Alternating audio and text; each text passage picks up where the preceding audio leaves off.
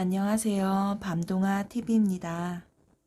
어떤 위기에 부딪혔을 때 긍정적으로 생각하며 위기를 극복하는 사람이 있는가 하면 위기를 맞았을 때 부정적인 생각으로 가득 차 절망하며 그대로 주저앉는 사람이 있지요. 양자 물리학 관점에서 보면 실제로 긍정적인 생각을 많이 하면 우리 몸의 에너지 파동이 높아져 신진대사가 활발해지고 면역세포의 활동이 증가하여 더욱 건강해진다고 합니다. 오늘 들려드릴 첫 번째 이야기에서는 두 도깨비 가족이 등장합니다. 한 가족은 긍정적으로 일을 처리하고 다른 가족은 그러지 못하지요. 같은 일을 겪고도 대처하는 자세에 따라 어떤 결과가 나오는지 비교가 된답니다. 여러분들도 어떤 어려운 일이 닥쳐도 긍정적인 생각을 잃지 않으시길 바랍니다. 오늘 밤도 밤동화 재미있게 들어주세요. 도깨비 가족. 참나무 도깨비 가족과 오리나무 도깨비 가족이 이웃해 살고 있었어요. 두 가족에게는 아들이 한 명씩 있었고 모두 장가를 갈 나이가 되었답니다. 먼저 참나무 도깨비네 아들이 결혼을 하게 되었어요. 참나무 도깨비네 가족은 새 며느리를 반갑게 맞아들였지요. 그러나 며느리 도깨비는 너무 어려서 살림을 아직 잘 할 줄 몰랐어요. 참나무네 며느리 도깨비가 시집을 온 다음 날이었어요. 시어머니 도깨비가 며느리에게 말했지요. 아가, 내가 쌀을 안쳐 놓았으니 너는 아궁이에 불을 떼어라. 며느리 도깨비가 공손하게 대답했답니다. 네, 어머니. 며느리 도깨비는 시어머니 도깨비가 시키는 대로 아궁이에 부채질을 해가며 열심히 불을 뗐어요. 장작이 타면서 나는 연기 때문에 매워서 눈물이 났지만 아랑곳하지 않았지요. 그런데 불을 너무 세게 떼었는지 그만 밥이 새까맣게 다 타고 말았답니다. 며느리 도깨비는 소단의 타버린 밥을 들여다보고 어쩔 줄 몰랐어요. 밖에 있던 시어머니 도깨비가 며느리 도깨비의 탄식을 듣고 달려왔지요. 며느리 도깨비는 너무 죄송해서 고개를 들지 못했답니다. 어머니, 죄송합니다. 밥이 다 타버렸어요. 다음부터는 잘하겠습니다. 아니다. 내가 밥물을 너무 적게 부어서 타버린 모양이구나. 걱정할 필요 없다. 네 잘못이 아니다. 그게 꾸지람을 들을 줄 알았던 며느리 도깨비는 도리어 어머니 도깨비에게 위로를 받았어요. 때마침 시아버지 도깨비가 헛기침을 하며 부엌으로 들어왔지요. 밥 타는 냄새가 나는구나. 어이쿠, 내가 아무래도 나무를 너무 많이 들인 모양이야. 다음부터는 나무를 적게 들이마. 시아버지 도깨비는 밥이 타버린 것이 제 잘못이라 말하고 허허 웃었답니다.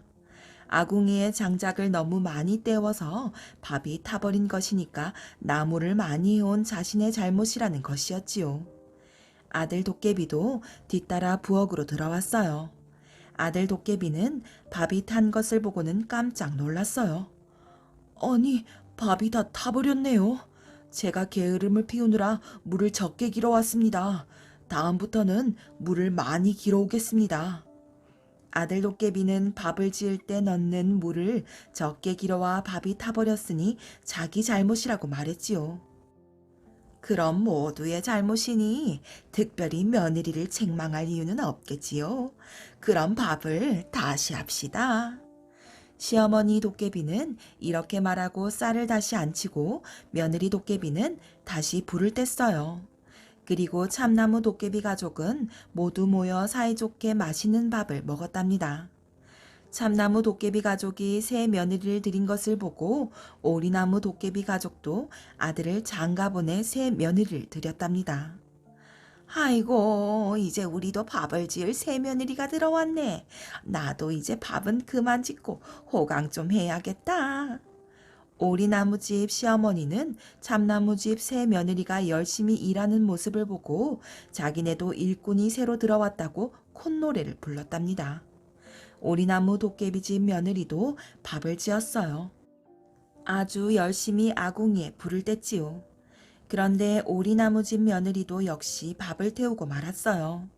밥 타는 냄새가 온 집안에 퍼졌지요. 아유, 어째 밥이 타고 말았네. 며느리가 소리를 쳤어요.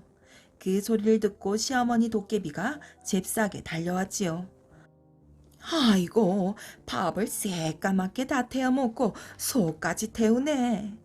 시어머니 도깨비는 새 며느리를 흘겨보며 버럭 호통을 쳤어요. 정신을 어디에 팔고 밥을 태우느냐? 어떻게 된 애가 밥도 제대로 못하고 뭘 배우고 왔어? 시어머니 도깨비는 며느리 도깨비를 계속 책망하였어요. 듣고 있던 며느리 도깨비도 기분이 언짢아져서 말했지요. 어머님, 제가 일부러 밥을 태운 것도 아닌데 너무 역정만 내지 마세요. 저도 열심히 한다고 했다고요. 며느리 도깨비의 말에 시어머니 도깨비는 더욱더 화가 나서 소리쳤어요.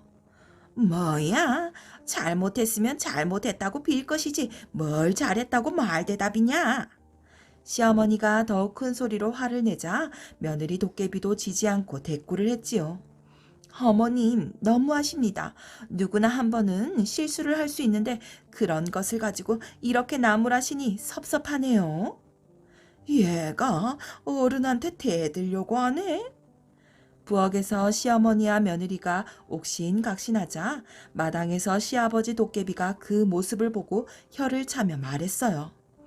에이구, 밥도 할 줄 모르고 어른을 봉양할 줄도 모르는 저런 며느리가 들어오다니. 시아버지까지 그렇게 말하자 며느리는 너무 속이 상했어요. 때마침 아들 도깨비가 지나가다가 부엌으로 들어왔답니다. 아들 도깨비는 다짜고짜 며느리 도깨비에게 말했어요. 아니, 밥도 못하면서 어디에다 대고 큰 소리를 내? 아침부터 집안을 시끄럽게 만들고, 당장 나가지 못해? 아들 도깨비가 윽박지르자 더욱 서러워진 며느리 도깨비는 그만 울음을 터뜨리고 말았답니다. 아이고, 서러워라 서러워.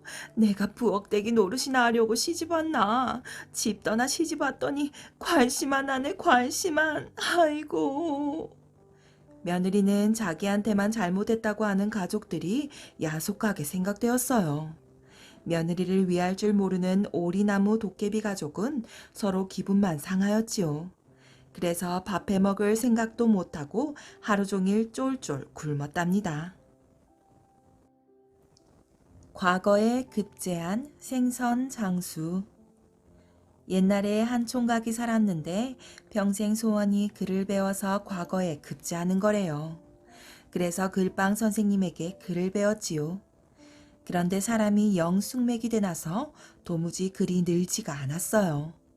한 글자를 가지고 한 달을 배워도 잘 몰랐지요. 글빵 선생님이 보다 못해 너는 글 공부 말고 장사나 하는 게 좋겠구나 했어요. 그래서 총각이 그날로 글 공부를 그만두고 장사를 시작했지요. 생선 장사를 하는데 뭘 어떻게 하는지 몰라서 선생한테 물었어요. 생선을 어디 가서 어떻게 팔아야 하나요? 사람 많은 데 가서 생선 삽쇼 하면 된다. 이 말을 새겨듣고 생선을 팔러 나섰지요. 생선짐을 지고 돌아다니다가 한 군데를 가니까 사람이 참 많이 모였거든요. 그래서 다짜고짜 들어가서 생선 삽쇼, 생선 삽쇼 하고 소리를 쳤어요. 그런데 그것이 어딘고 하니 장사 지내는 집이에요. 사람이 죽어서 장사 지내는 데다 대고 생선 사라고 소리를 쳐놨으니 어찌 되었겠어요. 미친놈이라고 매를 때려 쫓아내지요. 할 일 없이 쫓겨와 글빵 선생님에게 말을 하니 그런 데 가서는 아이고 아이고 하고 우는 것이다 하고 가르쳐 주었어요. 그 이튿날 또 생선짐을 지고 돌아다니다 보니 사람이 참 많이 모인 곳이 있거든요. 그래서 다짜고짜 들어가서 아이고 아이고 하고 울었어요. 그런데 그것이 어딘고 하니 잔치하는 집이지요. 혼인 잔치를 하는 데다 대고 아이고 아이고 하고 울어놨으니 어찌 되었겠어요? 미친놈이라고 매를 때려 쫓아내지요. 할 일 없이 쫓겨와 글방 선생님에게 말을 하니 그런 데 가서는 경사났다 하고 춤을 추는 것이다 하고 가르쳐 주었어요. 그 이튿날 또 생선짐을 지고 돌아다니다가 보니 사람이 참 많이 모인 곳이 있거든요. 그래서 다짜고짜 들어가서 경사났다 경사났다 하고 춤을 췄어요. 그런데 그곳이 어딘고 하니 불난 집이에요. 불이 나서 불 끄느라고 정신없는 데다 대고 경사났다고 춤을 춰놨으니 어찌 되었겠어요? 미친놈이라고 매를 때려 쫓아내지요. 할 일 없이 쫓겨와 글방 선생님에게 말을 하니 글방 선생님이 참 너처럼 하기도 쉽지가 않겠구나 하고 다시 글 공부를 시켰어요. 그렇게 고지식한 것도 재주라고 해서 말이지요. 꾹 참고 3년 동안 글 공부를 시켰더니 글귀가 트이더래요. 그때까지는 한 글자를 가지고 3년 배우던 것이 이제 한 글자를 가르치면 100글자, 1000글자를 알게 되었어요. 그래서 과거에 급제해서 잘 살았답니다. 귀신이 곡할 노릇. 옛날 어느 마을에 가난하지만 다정한 부부가 살았답니다. 그 부부에게는 걱정거리가 하나 있었는데 혼인한 지 3년이 되었는데도 아이가 없었지요. 하루는 일을 끝내고 돌아온 남편이 한숨을 쉬며 말했어요. 우리에게는 언제 아이가 생기려나? 너무 걱정하지 마세요. 삼신 할머니께 정성으로 빌면 저희에게도 귀여운 아이를 점지해 주실 거예요. 부인은 다음 날부터 하루도 빠짐없이 삼각산에 올라가 정화스를 떠놓고 삼신 할머니에게 빌었답니다. 비나이다, 비나이다, 삼신 할머니께 비나이다. 저희에게 예쁘고 튼튼한 아이를 점지해 주세요. 그러던 어느 날 부인은 삼신 할머니에게 정성으로 빌다가 깜빡 잠이 들었어요. 그런데 꿈속에 삼신 할머니가 나타났지요. 너의 정성이 하도 갸륵해서 약초를 줄 터이니 케어먹고 집으로 돌아가거라. 돌아갈 때는 절대로 뒤를 돌아보지 말거라. 만약 돌아보면 약효가 사라지느니라. 삼신 할머니는 파란 실과 빨간 실을 한 손에 쥐고 흔들며 하얀 연기 속으로 사라졌답니다. 깜짝 놀라 잠이 깬 부인은 꿈속에서 본대로 찾아가 보았어요. 그곳에는 정말로 약초가 있었지요. 부인은 약초를 얼른 뽑아 먹고 집으로 내려왔어요. 10달 뒤에 부인은 건강하고 잘생긴 아들을 낳았답니다. 부부는 아이 키우는 재미에 푹 빠져서 세월 가는 줄도 몰랐어요. 어느덧 아이는 8살이 되었답니다. 얘야, 이제 너도 공부를 해야 한단다. 오늘부터 서당에 나가도록 하거라. 그러나 아이는 서당을 3년씩이나 다녀도 제 이름 하나 변변히 쓸 줄 몰랐답니다. 날마다 활을 들고 산으로 들러 사냥만 다녔지요. 회초리로 종아리를 때려도 여전했어요. 그렇게 세월이 흘러갔답니다. 어엿한 젊은이가 된 아들이 어느 날 아버지에게 말했어요. 아버지, 이제 제 나이도 20살이 되었으니 과거를 보러 가겠습니다. 허락해 주십시오. 아직 너의 글솜씨가 사람들의 웃음거리밖에 안 되는데 어찌 과거를 보러 가겠다는 것이냐. 더 공부를 하거라. 그러나 아들은 장수가 되는 무과 시험을 치르겠다고 계속 졸랐답니다. 아들이 고집을 부리자 아버지는 집에 있는 돈을 모두 털어 과거 보러 갈 노잣돈과 활을 사주었지요. 아버님, 어머님, 과거에 꼭 급제하여 돌아오겠습니다. 조심해서 서울로 가거라. 어머니는 아들이 걱정되어 동구 밖까지 배웅을 나왔어요. 마을을 벗어나 한참을 걷던 젊은이는 산속에서 날이 저물자 눈앞이 캄캄해졌어요. 이거 참 큰일 났네. 어디서 하룻밤을 쉬어간담? 젊은이는 당황해서 산속을 이리저리 헤매었어요. 그때 멀리서 반짝이는 불빛이 보였지요. 옳지, 저기서 하룻밤 신세를 져야겠다. 젊은이는 불빛이 새어나온 집을 향해 앞으로 나아갔답니다. 여보세요? 아무도 안 계십니까? 집 앞에 도착한 젊은이는 큰 소리로 말했어요. 누구세요? 한참 만에 키가 크고 예쁜 처녀가 나왔지요. 저는 서울에 과거를 보러 가는 선비인데 날이 어두워 더 갈 수가 없어서 그럽니다. 하룻밤 묵어 갈 수 없을까요? 처녀는 젊은이를 훑어보며 잠시 머뭇거리다가 문을 열어주었어요. 집이 누추하지만 들어오세요. 젊은이는 처녀 뒤를 따라 들어가 집주인인 처녀 아버지에게 인사를 했어요. 과거를 보러 가는 길인데 그만 날이 저물어 신세를 지게 되었습니다. 아닙니다. 어려운 일이 있을 때 서로 도와주는 것이 도리지요. 누추하지만 편히 쉬다 가세요. 처녀 아버지는 젊은이를 보자마자 한눈에 마음에 들었어요. 그래서 젊은이를 잘 꿰어 사위로 삼아야겠다고 생각했지요. 딸이 혼인할 나이가 되었는데도 마땅한 청년이 없어 고민을 하고 있었던 것이었어요. 얘야, 네가 저 젊은이를 잘 모시거라. 처녀 아버지는 일부러 딸에게 시중을 들게 했답니다. 딸도 젊은이가 마음이 든 터라 속으로 기뻐했어요. 저 계십니까? 처녀는 젊은이가 있는 방문 밖에서 나직이 불렀어요. 네, 말씀하세요. 여기 문 밖에 새순물 떠놓았습니다. 처녀는 생글생글 웃으며 저녁상도 들고 들어왔지요. 가난한 시골이라 반찬은 없지만 맛있게 드셔요. 그러나 젊은이는 처녀와 아버지의 대접이 부담스러웠어요.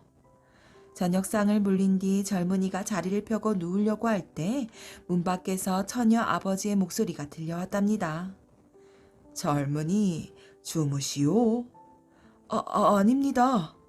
내 할 얘기가 있어서 그런데 좀 들어가도 되겠소? 젊은이는 급히 일어나 옷을 입었어요.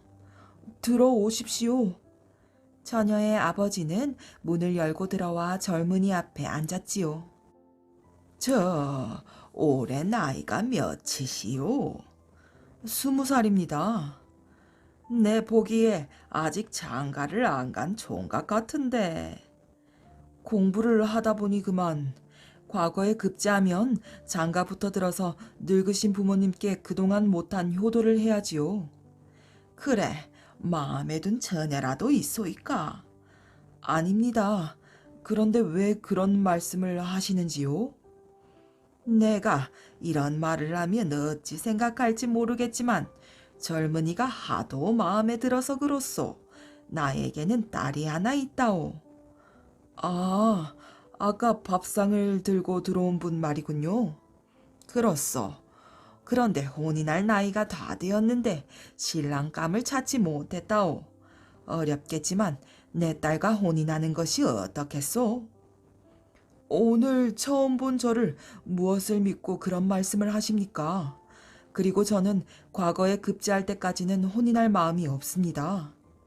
처녀는 방문 앞에서 숨을 죽이며 아버지와 젊은이가 나누는 이야기를 엿듣고 있었어요. 잠시 뒤에 아버지가 나오는 소리가 들리자 처녀는 어둠 속에 숨어 있다가 젊은이 방에 들어갔답니다. 주무셔야 할 것 같아서 이불을 펴드리려고 왔습니다. 어머, 이건 활이네요. 무과 시험을 보러 가시나 봐요. 네, 그렇습니다. 이불은 제가 펴지요. 아니에요. 제가 이불을 펴드리고 나가겠습니다. 아니, 그냥 두시고 건너가세요. 제가 할 수 있습니다. 하루 종일 걸었더니 몹시 피곤해서 그만 쉬고 싶군요. 처녀는 더 있고 싶었으나 젊은이가 싫어하는 눈치라 나올 수밖에 없었지요. 이 집이 수상하구나. 잘못하면 이 집에 붙잡혀서 과거도 못 보게 될지 몰라. 정신을 바짝 차려야지. 젊은이는 그렇게 마음을 단단히 먹었답니다. 그런데 잠시 뒤 잠을 자다 목마를 때 마시라고 자릿기를 들고 처녀가 다시 들어왔지요. 젊은이는 처녀가 방에 들어올 때마다 호통을 쳐서 내쫓았어요. 처녀는 너무 속상했지요. 자기의 마음을 몰라주는 젊은이에게 분한 마음이 들어 견딜 수가 없었답니다. 자기가 너무 못나 젊은이에게 버림을 받았다고 생각했어요. 다음날 아침이 되었답니다. 젊은이는 일찍 일어나 길 떠날 채비를 하고 방문을 열고 나왔지요. 그런데 문 앞에 무언가가 매달려 흔들거리고 있었어요. 아니, 이게 뭐야? 젊은이가 묵은 방문 앞에 처녀가 목을 메고 죽어 있었어요. 이때 처녀의 아버지가 뛰어나왔지요. 아이고, 이거사, 조금만 더 기다리지. 젊은이는 너무 놀라 뒤도 돌아보지 않고 도망쳤답니다. 서울에 도착한 젊은이는 묵과 시험 장소로 갔어요. 시험은 활 5발을 관역에 모두 명중시키는 것이었답니다. 젊은이는 자신만만하게 활을 쏘았어요. 3발 모두 관역 한가운데 명중했지요. 시험관과 구경꾼들은 젊은이의 솜씨에 놀라 입을 다물 줄을 몰랐답니다. 그런데 4발째를 쏠 때였어요. 어디선가 회오리 바람이 불어와 화살이 중간에서 꺾어졌지요. 5발째 화살은 엉뚱한 방향으로 날아갔어요. 젊은이는 이상하다고 생각했지만 어쩔 수 없이 낙방하고 말았지요. 그 뒤로도 3년 동안 과거를 볼 때마다 4발과 5발째는 회오리 바람이 불어와 방해를 하는 바람에 시험에 번번이 떨어지고 말았답니다. 그러던 어느 날 젊은이는 용하다는 점쟁이를 찾아갔어요. 점쟁이는 처녀의 죽은 귀신이 회방을 놓고 있다고 말했어요. 어느덧 30살이 된 젊은이는 이번이 마지막이라고 생각하고 과거를 보러 갔지요. 젊은이는 3번째 화살을 명중시키고 4번째 활을 쏘려다가 너무 속상해서 울음을 터뜨리고 말았답니다. 그때 마침 시험장에 와 있던 임금이 그 까닭을 묻자 젊은이는 처녀 이야기를 해주었어요. 이야기를 다 듣고 곰곰이 생각에 잠긴 임금은 젊은이가 지금까지 명중시킨 3발을 뽑고 다시 2발을 쏘게 했답니다. 젊은이가 2발을 다시 쏘니 2발 모두 명중이었어요. 아까 3발 명중시킨 것과 이번 2발을 합하니 5발을 명중시킨 것이 되었지요. 그때 갑자기 하늘이 깜깜해지면서 요란한 울음소리가 들려왔어요. 아이고, 원통해라. 내가 임금님께에 넘어가다니. 아이고. 그러고는 처녀 귀신이 도망을 쳤답니다. 젊은이는 아주 좋은 성적으로 과거에 급제했어요. 그때부터 신기한 꾀를 내거나 감쪽 같은 일이 일어나면 귀신이 곡할 노릇이란 말을 하게 되었답니다. 눈물 흘린 장군바위. 전라남도 강진군의 도양면 영파리 뒷산에 큰 바위가 있는데 이 바위를 이곳 사람들은 눈물 흘린 장군바위라고 부른답니다. 옛날에 이 바위가 있는 아랫동네에 한 할머니가 살고 있었지요. 하루는 이 할머니가 하늘에서 마차를 탄 장수가 바위에 내려오고 있는 꿈을 꾸었어요. 꿈이 하도 이상해서 할머니는 다음날 뒷산 바위에 가보았지요. 그랬더니 바위 위에는 여태까지 없었던 말발굽 자국과 수레바퀴 자국이 박혀 있었어요. 할머니는 괴이한 일도 있다 싶어 그 바위 위에 한참 앉아 있다가 집으로 돌아왔답니다. 그런데 이상하게도 이 할머니가 아기를 베게 되었는데 10달이 가까워진 어느 날 한 늙은 중이 오더니 할머니 보고 사흘 뒤에는 아들을 낳을 것이요.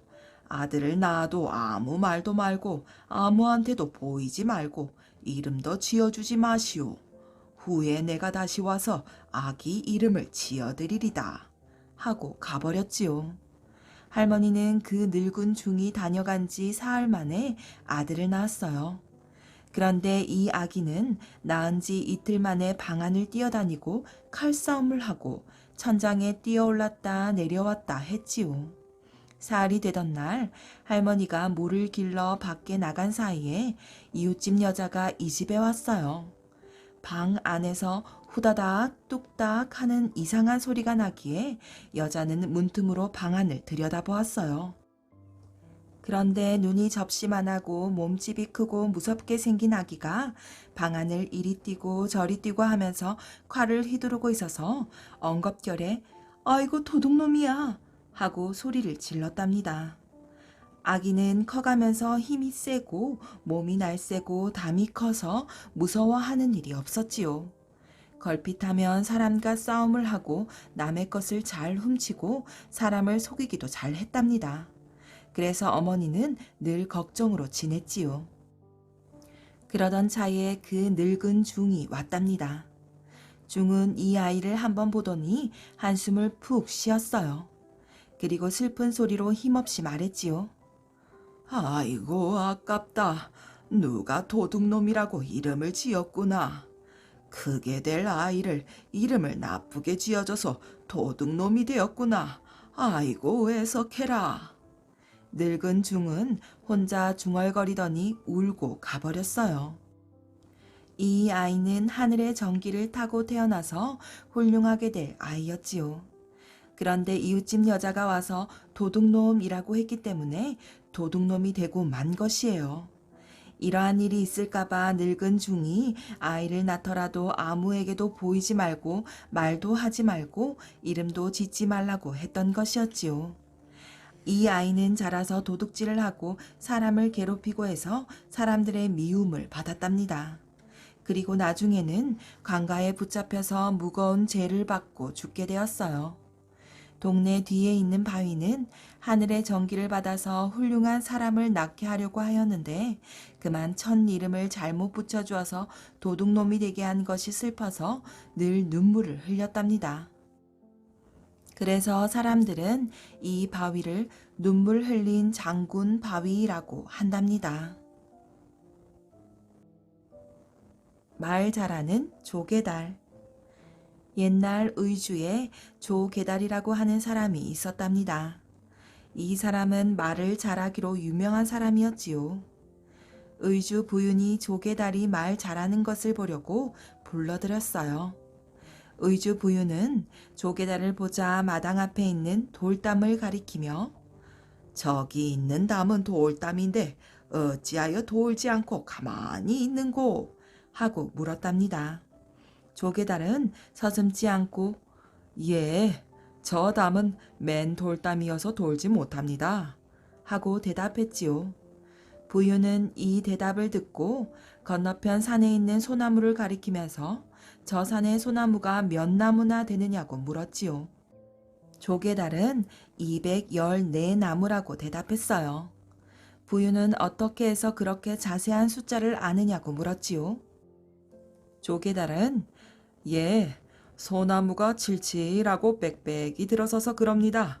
칠칠은 7이 2번이니 27에 14, 14타고 빽빽은 100이 2번이라 200이니 214나무라고 한 것입니다. 라고 대답했지요. 부유는 또 말했어요. 북은 왜 동에다 갖다 놔도 북, 서에 갖다 놔도 북, 남에 갖다 놔도 북, 북에 갖다 두어도 북이라고 하는가?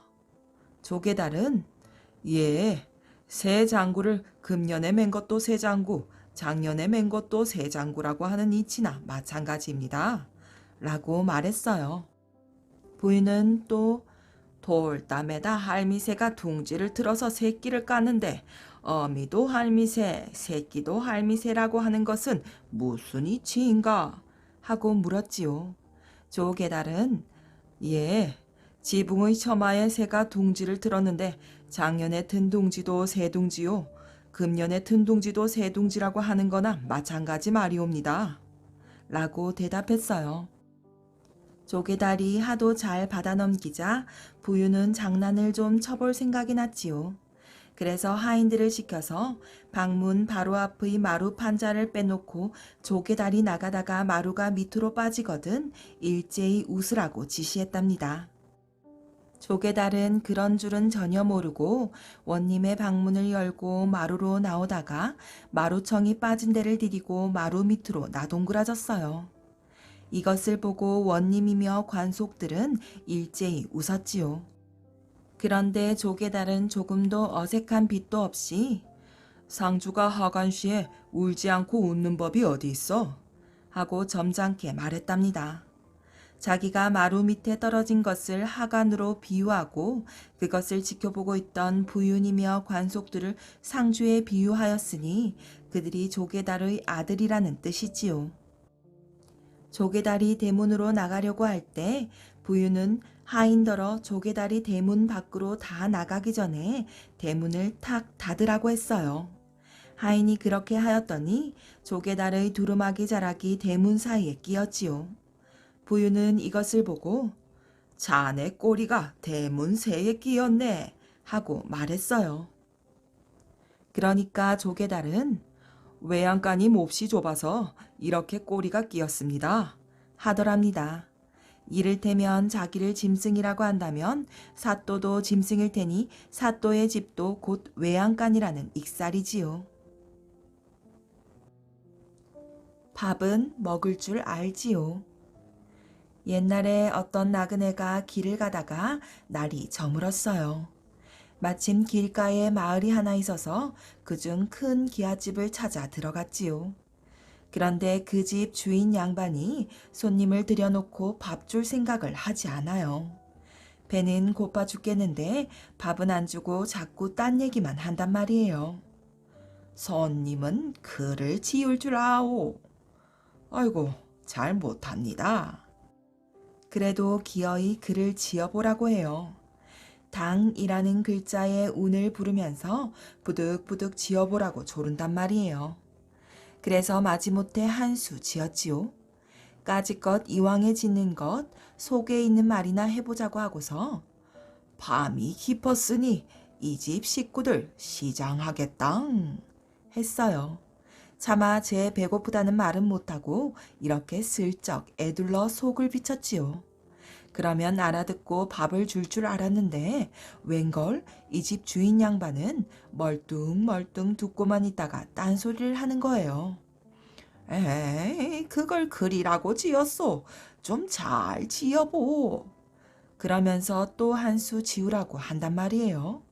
그래서 까짓건 내친김이다 하고 한 수를 더 지었지요.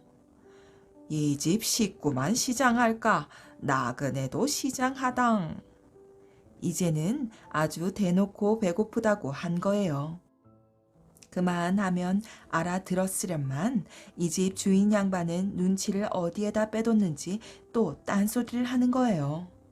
그 참 별 싱거운 사람 다 보겠군. 무슨 글을 그따위로 짓소이까? 세상에 정말로 글을 못 짓는 사람이 다 있네. 하고는 또 물어보는 거예요. 그럼 장기는 둘 줄 아시오? 잘 못합니다.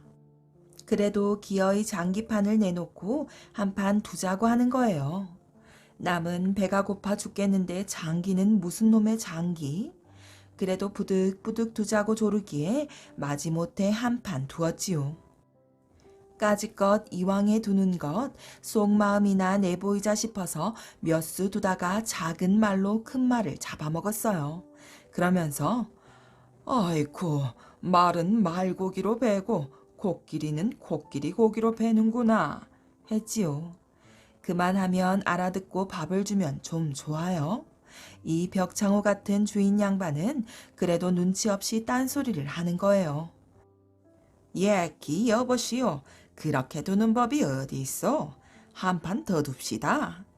그러면서 또 장기판에 말을 버려 놓거든요. 그래서 까짓건 내친김이다 하고 또 두었지요. 또 몇 수 두다가 작은 말로 장군 말을 잡아먹으면서 아이고 배가 고프니 눈에 뵈는 게 없구나 했지요.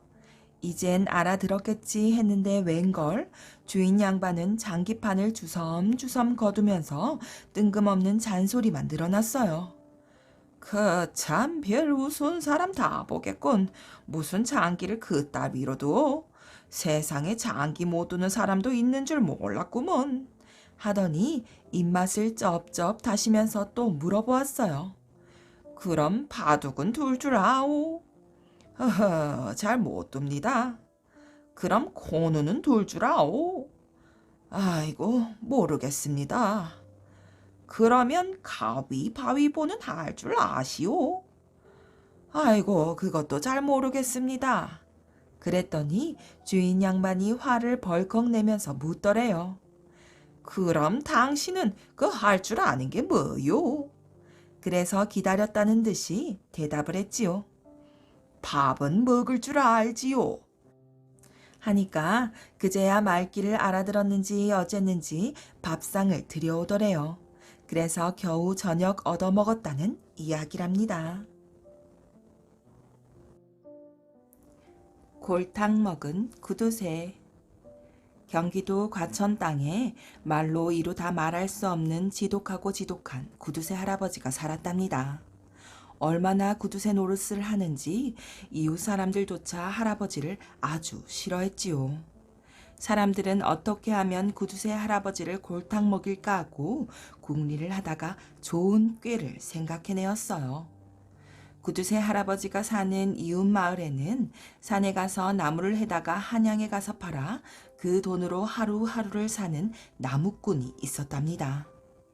날씨가 아주 좋은 어느 날 나무꾼이 나무를 해서 지게에 지고 한양으로 가려 했어요. 그런데 구두쇠 마을에 사는 어떤 사람이 나무꾼을 불렀어요. 나무꾼을 부른 사람은 바로 구두쇠 할아버지를 골탕 먹이려는 그 사람이었지요. 여보게. 나무꾼은 무거운 지게를 지고 선 채로 대답했어요. 네. 잠깐이면 되니까 무거운 지게를 벗어놓고 내 얘기 좀 들어보게. 나무꾼은 지게를 벗어 작대기로 받쳐놓으며 물었지요. 무슨 말씀인데요? 자네도 소문을 들어 알겠지만 우리 마을에 지독한 구두쇠 영감이 있지 않나? 저도 알지요. 구두쇠 영감을 골탕 먹이려 하는데 자네 도움이 꼭 필요하네.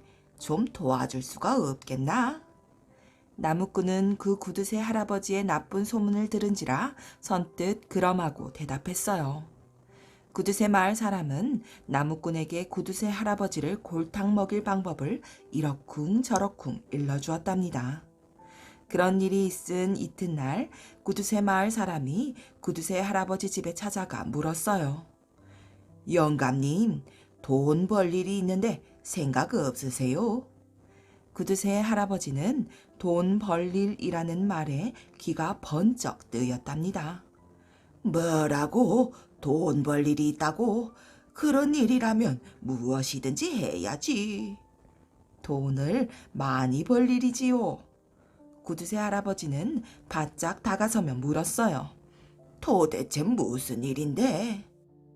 지금 이 임금의 부인인 국모께서 아이를 낳으려고 하시는데 잘 낳지를 못해 돌아가시게 되었답니다. 자칫 잘못하다가는 국상이 날 것 같습니다. 마을 사람은 손짓 발짓을 해가며 그럴듯하게 말을 꾸며대었어요. 그래서 그 나보고 어떻게 하란 말인가? 방법이 있습니다. 지게 꼭대기에 초립을 씌워가지고 가는 사람에게 초립을 사서 다려 먹이면 아이를 쉽게 낳을 수 있다고 합니다요. 구두쇠 할아버지는 마른 침을 꿀꺽 삼키며 말했어요. 그렇지만 그런 사람을 만나기가 쉬운가 어디? 둘이서 한동안 이런저런 얘기를 하는데 나무꾼이 저쪽에서 지게 꼭대기에 초립을 씌워가지고 나타났어요. 이를 본 구두쇠 할아버지는 냅다 뛰어가며 나무꾼을 불렀지요. 여보시오, 여보시오. 왜 그러십니까? 지게 위에 있는 초립을 어디다 쓰려고 가져가시오. 별 필요가 없으면 나에게 파시구려. 뭐라고요? 이걸 팔다니요. 그런 말씀 하지도 마십시오. 지게꾼은 별사람 다 보았다는 듯이 그냥 지나쳐 가려고 했어요. 돈을 벌 욕심에 사로잡힌 구두쇠 할아버지는 지게다리를 붙들고 늘어지며 물었지요. 그걸 무엇에다 쓰려고 하오? 우리 형수님이 아기를 낳지 못하고 있는데 이 초립을 다려 먹으면 쉽게 잘 낳을 수 있습니다. 그래서 어렵사리 사가지고 가는 길이지요. 그러니 날 붙들지 마십시오. 나는 갈 길이 바쁜 사람이니. 이 같은 말을 들은 구두쇠 할아버지는 몸이 부쩍 달았어요. 여보시오, 그걸 나한테 파시구려. 아니, 이 얼마를 주고 산 것인데 영감님한테 팔아요.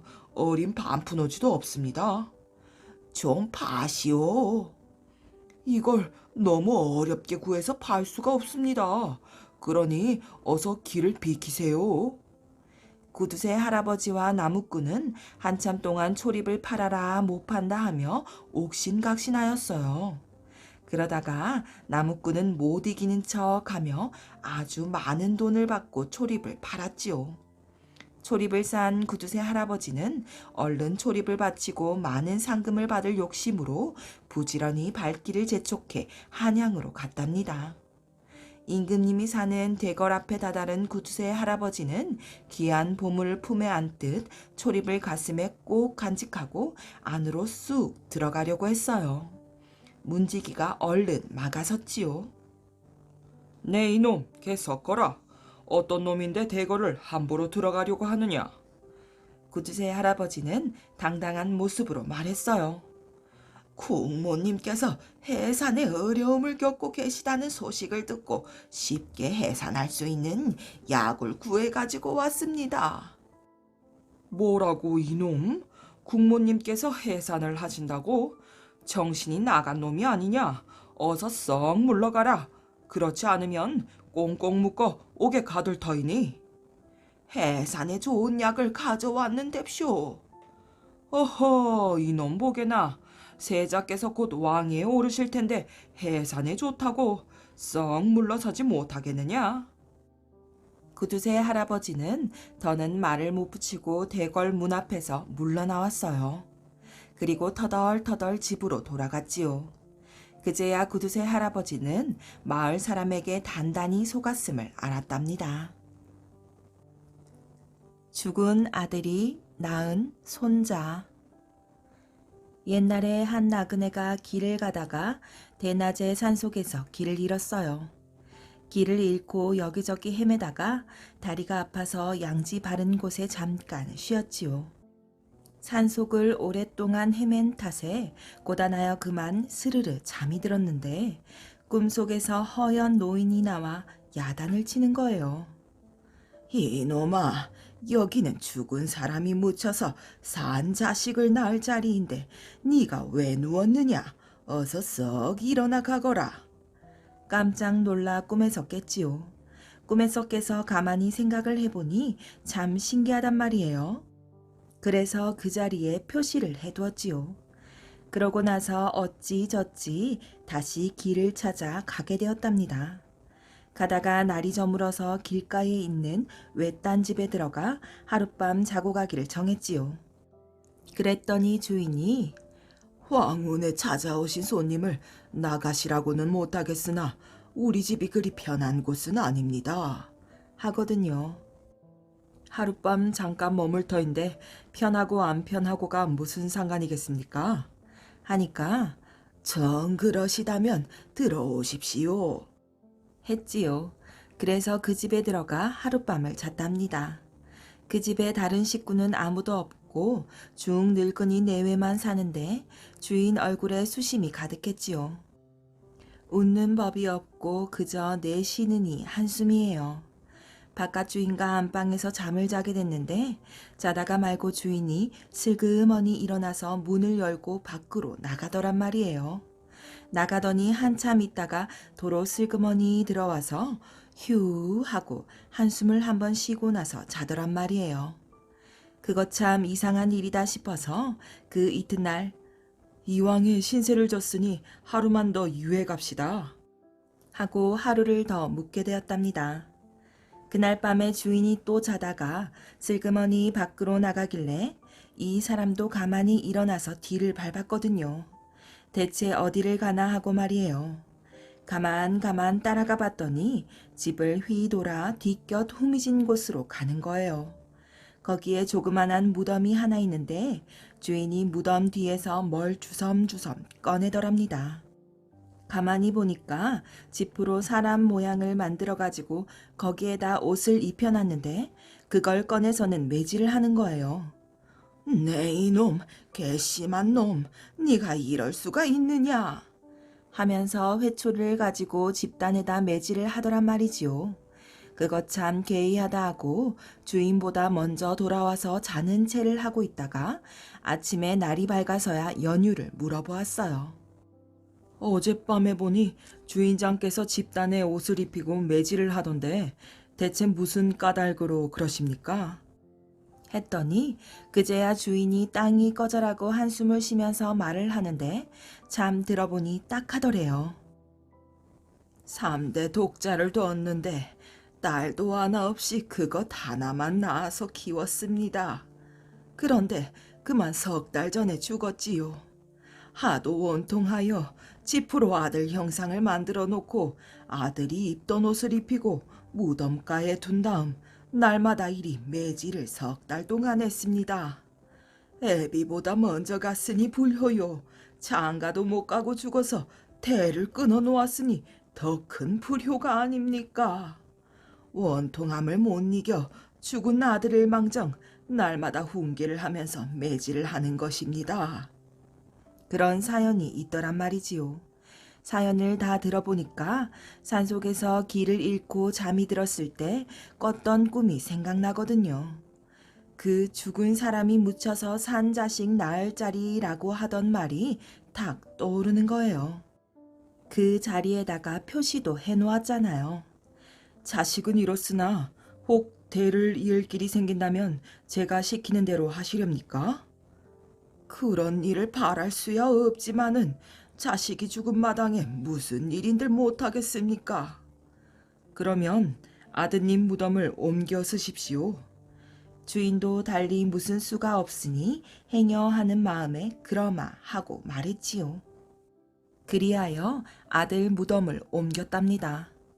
죽은 사람이 묻혀 산 자식 낳을 자리라고 하는 바로 그 자리로 말이지요. 옮기면서 무덤에 장도 한 쌍을 같이 넣어 묻었어요. 조그만 칼 말이지요. 주인 말이 그 장도는 아들이 생전에 쓰던 것으로 언젠가 아들을 따라 죽으리라 하며 품고 있던 것인데 이제는 손주를 보려면 살아야겠으니 무덤에 넣어준다는 것이에요. 그렇게 무덤 옮기는 것을 다 보고 나그네는 다시 길을 떠났답니다. 길을 떠나서 한 3년 딴 데를 돌아다니다가 다시 그 길을 지나가게 돼서 그 집에 들렀지요. 그동안 어떻게 되었는지 궁금해서 말이에요. 가보니 주인이 어린아이를 하나 턱 안고 앉았거든요. 달덩이 같은 사내 아이를 턱 안고 앉아있더란 말이에요. 나그네가 들어가니 주인이 반색을 하며 맞아들이고는 손님 덕분에 죽은 아들한테서 산 손주를 봤습니다. 하는데 그 연유를 물으니 일이 이렇게 됐대요. 아들 무덤을 옮겨 쓰고 나서 몇 달이 지나서 그 고을 원이 보낸 사령들이 찾아왔더래요. 그냥 찾아온 게 아니라 장도 하나를 가지고 찾아와서 혹 이 장도의 내력을 모르십니까? 하는데 가만히 보니 그게 아들의 장도더란 말이지요. 제 손으로 아들과 함께 무덤에 묻은 바로 그 장도예요. 이것은 내 아들의 장도인데 이걸 왜 당신들이 가지고 있소? 했더니 사령들이 놀라면서 고을 원에게 얼른 가보자고 하더래요. 그래서 고을 원을 찾아갔더니 원이 또한 놀라면서 정녕 이 장도가 그대의 아들 것이요? 하고 물었지요. 틀림없습니다. 내 손으로 아들과 함께 이 장도를 묻었습니다. 했더니 원이 자초지정을 이야기하는데 그 일이 참 개의하더래요. 몇 달 전에 원이 그 고을을 맡아 부임하면서 식구들을 데리고 왔는데 산속을 지나다가 이상한 일이 일어났다는 거예요. 맨 뒤에 따라오던 딸의 가마가 그만 땅에 딱 들러붙어서 꼼짝달싹을 않더란 거지요. 장정들이 여리고 스무리고 달려들어 떼어내려 해도 안 되더래요. 그래서 할 일 없이 그 자리에서 행렬을 멈추고 한참 동안 쉬었더래요. 한참을 쉬고 나니까 가마가 떨어져서 행렬이 다시 움직였는데 부임을 하고 나서 보니까 딸의 배가 점점 불러오더라지 뭐예요. 딸이 아이를 뵌 거예요. 사대부 집에서 처녀가 아이를 뵀으니 온 집안이 발칵 뒤집힐 것 아닌가요? 암만 생각해도 부임할 때 산속에서 딸의 가마가 땅에 들러붙은 일이 마음에 걸려서 가마를 살펴봤더니 거기에 못 보던 은장도가 떨어져 있더라는 거예요. 그렇다면 이 아이 아버지는 이 장도의 주인이 틀림이 없구나. 이렇게 생각하고 사령들을 시켜 온 고을에 수소문을 했는데 마침 주인이 나타났다 이런 말이지요. 가만히 들어보니 원의 딸이 뵌 아이가 자기 손주임에 틀림없거든요. 그렇지 않고서야 무덤 속에 들어있어야 할 장도가 가마 속에 들어갈 리가 있나요? 그래서 원의 딸이 아이를 낳기를 기다려 그 아이를 데리고 와서 손주로 키우고 있다는 거랍니다. 나그네가 이야기를 다 들어보니 아닌 게 아니라 죽은 사람이 산 자식을 낳았거든요. 설마 그런 일이 있으랴 했는데 사실로 되더라는 거지요. 그런 이야기가 저 강원도 영월 땅에 전해오고 있답니다. 세 딸과 양아들. 옛날에 한 사람이 딸 삼형제를 두었지요. 아들은 없고 딸만 셋을 뒀는데 그걸 애지중지 잘 키워가지고 홍기가 차서 시집을 보냈어요. 맏딸 보내고 둘째 딸 보내고 막내딸 보내고 이렇게 다 보내었지요. 천석군 만석군 소리는 못 들어도 제법 먹고 살만했던지 딸들을 다 번듯하게 갖추어가지고 남부럽지 않게 사는 집으로 보냈단 말이에요. 그렇게 세 딸을 다 보내고 나니 마나님이 덜컥 먼저 가버리네요. 영감이 혼자 남은 거예요. 그러니 어디 쓸쓸해서 살 수가 있나. 양아들을 하나 들였지요. 부모 형제도 없이 혼자 사는 아이를 데려다가 아들 삼았단 말이에요.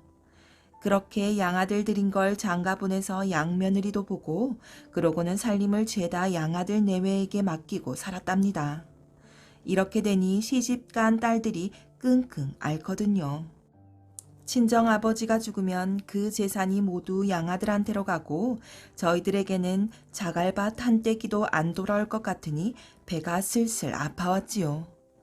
저걸 어떻게 내치고 재산을 좀 빼앗아 볼고 이런 궁리 저런 궁리를 하다가 친정 아버지를 찾아갔어요. 맏딸이 먼저 찾아가서 아버님, 딸 자식은 자식이 아니랍니까? 어찌 딸네 집에는 한 번도 오시지를 않으세요? 그러지 마시고 꼭 한번 다녀가십시오. 하고 잔뜩 졸라놨어요. 아버지야 그런 말 듣기가 싫지는 않지요. 늙음하게 혼자 되어 적적하게 지내고 있는 차에 딸 자식이 와서 청하니 안 갈 수가 있나요? 바로 갔답니다. 맏딸네 집에를 턱 가니 이건 뭐 임금 대접이 부럽지 않았어요. 끼니마다 진수성찬에다가 옷도 사흘이 멀다 하고 새 옷으로 갈아입히고 딸 사위가 번갈아 드나들며 팔다리를 주물러준다 부채질을 해준다. 세상에 그런 대접이 없거든요. 참말로 입안의 혀처럼 나긋나긋 극진하게 대접을 했답니다. 이러니 이 영감이 그만 마음이 푹 쏠려가지고 하룻밤 자고 온다는 게 이틀, 사흘 이렇게 내리 한 달을 묵었지요. 이야, 내가 딸 자식 한번 잘 뒀구나. 이렇게 잘할 줄 알았으면 진작 딸내 집에 나오는 건데. 이렇게 마음이 흡족해가지고 한 달을 묵었단 말이에요. 그러고 나서 이제 그만 양아들네 집에 가볼까 하고 나섰지요. 마음 같아서는 더 오래 묵고 싶었지만 아무리 자식이라도 출가 외인인데 두 달이고 석 달이고 묵을 수는 없잖아요. 그래서 더 묵고 가라고 붙잡는 걸 뿌리치고 막 맏딸네 집을 나서는데 언제 저희들끼리 기별을 주고받았는지 둘째 딸이 왔어요. 둘째 딸이 와서 이번에는 저희 집에 가자고 조르네요. 아버님, 둘째 딸은 자식도 아니랍니까? 이번에는 저희 집으로 가세요. 이러는 거예요.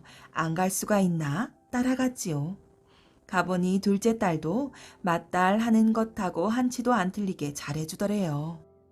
진수성찬이 끼니마다 나오고 좋은 옷이 사흘도리로 나오는 거지요. 게다가 딸 사위가 번갈아 드나들며 어디 불편한 데는 없으시냐 심심하지는 않으시냐 이러고 임금 부럽지 않게 대접이 극진하거든요. 이 영감이 거기서 또 잔뜩 기분이 좋아서 한 달을 묵었답니다. 그러고 나서 떠나려고 하니 이번에는 막내딸이 문간에서 붙잡네요. 저희들끼리 기별을 다 해놨던 모양이에요. 아버님, 언니들 집에만 있다가 그냥 가시렵니까? 저희 집에도 한번 들르셔야지요. 이러고 졸라대니 안 갈 수가 있나요? 막내 딸네를 가니 막내딸도 언니들과 똑같이 잘해주었어요. 입안에 든 혀같이 잘해주더란 말이지요. 영감이 거기서 또 한 달을 묵고 이제는 정말 양 아들네 집에를 가봐야 되겠다 하고 나서니까 또 맏딸이 찾아와서 저희 집에 가자고 하는 거예요. 아버님, 양아들한테 가시면 어디 이만큼 편할 것 같으세요?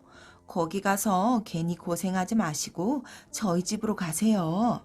저희 집에 계시다가 심심하면 둘째네 가시고 또 막내네 가시고 이렇게 다니시면 얼마나 좋아요. 영감이 가만 들어보니 귀가 솔깃하거든요. 양아들네 집에 가야 그 내외 일하는데 멀쩡한 몸으로 구경만 할 수도 없고 하다못해 쇠죽을 끓이든지 마당을 쓸든지 해야 할 텐데 그보다는 딸네 집에 돌아다니면서 잘 얻어먹고 편히 쉬면 좀 좋아요. 그래서 또 맏딸을 따라갔지요. 맏딸네 집에 가서 한 달을 묵고 나니 또 둘째 딸이 와서 모셔가겠지요. 둘째 딸네 집에서 한 달을 묵고 나니 막내가 와서 모셔간단 말이에요. 이렇게 해서 영감이 아주 딸네 집에를 번갈아 돌아다니며 지내게 되었답니다. 딸들이 다 잘해주니 몸도 편하고 마음도 편하고 뭐 이보다 더 좋을 수는 없는 거예요. 그렇게 지내다 보니 얼추 1년이 지났는데 양아들 둔 것이 자꾸 뉘우쳐지거든요. 이럴 줄 알았으면 양아들을 들이지 말걸. 내가 낳은 자식이 옳은 자식이지 그까지 피도 안 섞인 자식이 다 무엇이야? 생각할수록 후회가 된단 말이에요. 딸 자식이 이렇게 잘해주는데 가만히 있을 수는 없지. 놈마직이라도 떼줘야 할 텐데 그놈의 양아들이 걸리적거리네. 생각다 못해 양아들한테로 갔어요. 내 잠깐 잘못 생각해서 너를 우리 집에 들였는데 아무래도 나는 딸한테 몸을 의탁해야겠으니 그만 인연을 끊어야겠구나. 오늘로 너희 내외는 우리 집에서 나가거라. 이렇게 야박한 말을 들은 양아들의 속은 얼마나 야속했겠어요. 그래도 양아들 내외는 섭섭한 기색도 없이 아버님이 정 그러시다면 분부대로 하겠습니다. 하고 고분고분 짐을 싸서 집을 나갔어요. 한 푼도 받지 않고 쫓겨났으니 양아들네는 비렁뱅이나 다를 게 없었지요. 입을 보따리 싸 짊어지고 그냥 정처 없이 떠난 거예요. 이놈의 영감은 그제야 옳았구나 하고 집문서 논문서 할 것 없이 재산을 있는 대로 뚝딱 잘라서 세 딸들에게 골고루 나누어 주었어요. 그러고 나니까 맏딸이 친정아버지 대하는 품이 하루아침에 싹 달라졌단 말이에요. 전에는 임금 대접하듯 극진했는데 이건 뭐 하루 종일 있어도 내외간에 얼굴 한번 들이미는 법이 없었답니다. 진수성찬도 싹 사라지고 나물밥에 된장 한 접시 주는데 그것도 날이 갈수록 양이 적어졌어요. 이놈의 것 안 되겠다 하고 둘째네 집에 갔지요. 둘째도 똑같아요. 전에는 사흘이 멀다 하고 새 옷을 지어주더니 이번에는 옷이 해져서 너덜너덜해져도 거들떠보지를 않았지요. 막내네 집에 가도 마찬가지였어요. 친정아버지 대하는 건지 이웃집 개를 대하는 건지 모르겠단 말이에요. 이런 변이 있을까? 뒤늦게 뉘우쳐봤자 소용도 없고 영감이 그만 역정도 나고 서글프기도 해서 에이, 까짓것 내가 빌어먹는 안이 있어도 너희한테 얻어먹으랴. 하고서 그냥 집을 나왔지요. 재산 있는 것 뚝딱 떼서 다 나눠줬으니 뭐가 있겠어요. 집도 절도 없는 비렁뱅이 신세가 됐지요. 발길 닿는 대로 돌아다니면서 빌어먹는 거예요. 그렇게 거짓골이 되어서 흘러 다니다 보니 1년이 지났답니다. 하루는 어느 곳을 지나다 보니 웬 안악이 우물에서 물을 깃고 있길래 마침 목이 잔뜩 마른 참이라 물 한 바가지를 청해 마셨지요. 물 한 바가지를 그 자리에서 꿀꺽꿀꺽 마시고 빈 바가지를 돌려주는데 그 안악이 그 꼴을 물끄러미 쳐다보고 있더니 아이고, 아버님이 여기 웬일이세요? 하고 반기는데 가만 보니 그게 양며느리였어요. 1년 전에 쫓아낸 양며느리를 거기서 만났지요. 반가운 것보다도 재스러워 얼굴을 들 수가 없었답니다. 얼굴을 들 수가 없어 그냥 멈칫 내빼니까 며느리가 뒤따라오면서 저희 집으로 가자고 자꾸 권하더래요. 못 이기는 척하고 따라갔지요. 비렁뱅이 처지에 밥이나 한술 얻어먹으려면 염치가 있으나 없으나 모르는 집보다는 아는 집이 나을 것 아니겠어요. 그래서 따라갔더니 다 쓰러져가는 오막살이로 들어가더래요. 양아들로 들어갔다가 쫓겨난 판이니 집인들 번듯하게 지어놓고 살까. 그게 다 이놈의 영감이 지은 죄지요. 어쨌거나 방에 들어가니 며느리가 공손하게 절을 하는데 절을 받고 가만히 보니까 아랫목에 어린애를 하나 뉘어놨어요. 그 사이에 자식을 하나 낳았던 모양이에요. 그렇게 사는 걸 보니 마음이 아파서 혀만 끌끌 차고 있으니 며느리가 부엌으로 나가서 술상을 깔끔하게 봐가지고 왔어요. 아버님, 잠깐 이 술 한 잔 드시고 계십시오. 곧 진지상 봐 올리겠습니다. 그래서 영감이 술을 한 잔, 두 잔 하다 보니 그만 깜빡 취했어요. 그놈의 것 밤낮 보리밥덩이나 빌어먹던 참에 술 몇 잔 들어가니 취할 것 아니겠어요. 취해서 픽 쓰러졌는데 하필이면 아랫목에 뉘어놓은 어린 애를 깔고 쓰러졌어요. 며느리가 저녁상을 차려가지고 방에 들어와 보니 시아버지가 술에 취해서 쓰러져 있거든요. 그런데 아기를 깔고 쓰러진 거예요. 아기가 어른 몸에 깔리니까 어떻게 되었겠어요? 아기는 숨이 막혀 죽어버렸지요. 이놈의 영감이 아기를 죽여놨어요. 며느리가 그걸 보니 그만 하늘이 무너지는 것 같았어요. 그래도 며느리는 아무 말 없이 아기를 안고 밖으로 나왔지요. 아기를 안고 나오니까 마침 일을 나갔던 남편이 들어오는 거예요. 아내는 남편에게 우물에 물 길러 갔다가 거짓골이 된 시아버지를 만난 일이며 집에 모셔다가 술 대접을 했더니 아기를 깔고 쓰러져서 아기가 죽은 것까지 모두 이야기했답니다. 아이 잃은 내외 심정이 오죽하겠어요. 양아들 며느리로 들어가 살다가 하루아침에 쫓겨났는데 이제는 거짓골이 돼가지고 온 것을 대접하노라고 했더니 아기까지 죽여놨단 말이에요. 이쯤 되면 누구든지 양아버지고 뭐고 원수같이 보일 게 아니겠어요? 그런데도 이 내외 의논하는 것을 들어보세요. 아버지는 그래서 깨어나셨소? 웬걸요. 아직 세상 모르고 주무시는걸요. 아버지가 이 일을 하시면 무척 상심할 터이니 아버지 모르게 아이를 갖다 묻읍시다. 이렇게 의논을 하고는 아기를 안고 뒷산으로 올라갔어요. 뒷산 높은 곳에 올라가서 아기를 묻으려고 구덩이를 팠지요. 구덩이를 파고서 아기를 막 끌어 묻으려고 하는데 아기가 꿈틀꿈틀 하더니 응애 하고 운단 말이에요. 숨이 막혀서 기절했다가 막 깨어난 거예요. 얼마나 좋겠어요. 그래서 아기를 도로 꺼내서 안고 보니 아기를 묻으려고 팠던 구덩이 속에 뭐가 번쩍번쩍하고 빛이 나요. 가만히 들여다봤더니 그게 금덩어리래요. 금덩어리가 하나 둘도 아니고 아주 지천으로 깔려 있었지요. 부부는 금덩어리를 죄다 파내어 짊어지고 내려와서는 금을 팔아 아주 큰 부자가 되었답니다. 마음 착한 부부는 양 아버지를 모시고 오래오래 행복하게 잘 살았대요.